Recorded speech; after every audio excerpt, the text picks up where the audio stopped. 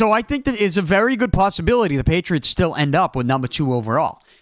And coming into this podcast before last night's game, I was going to tell people, here's what I would do. After thinking about it long and hard, here's what I do. I would, with the number 2 overall pick, I would take Marvin Harrison Jr., I would sign Kirk Cousins to a 1-year deal, and I would either take a quarterback late in the draft, or I would commit to Bailey Zappi being my backup, telling Bailey Zappi, like, hey, we only got Cousins for 1 year. You learn under him. You're our guy moving forward long-term after that. And I would commit to him in that role.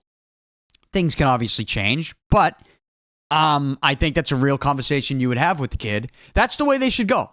And that's assuming they get the number 2 overall pick. That's assuming Bill Belichick sticks around. That's assuming that Bailey Zappi is mediocre enough moving forward that they're still down getting that number 2 pick. So, interesting stuff on Thursday Night Football. But even though it has me reconsidering those plans I just told you, I still, gun to my head, would do that. I would sign Cousins. I would take a receiver early, and I would either take a quarterback late or late in the first round, or I would commit to Zappi as the backup and say to him, you're going to have the keys to the car after this 1 year with Kirk Cousins. Because Belichick obviously wants to still win, not just for his own personal record, trying to catch Don Shula, which definitely means something to him because he's a historian of the game.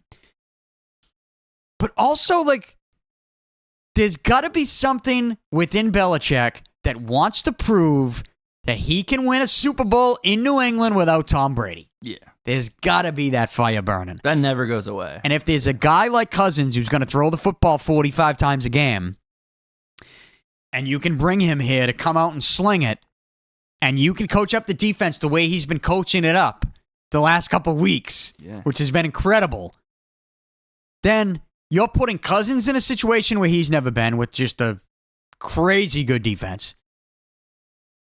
And you're finally getting a quarterback that is going to be putting up big numbers again. And if they went out and they signed Cousins, regardless of what they do in the draft, if the Patriots signed Cousins with the way the defense is playing right now, you would have a lot of people betting on the Patriots to maybe come out of the AFC next year. Yeah. You would.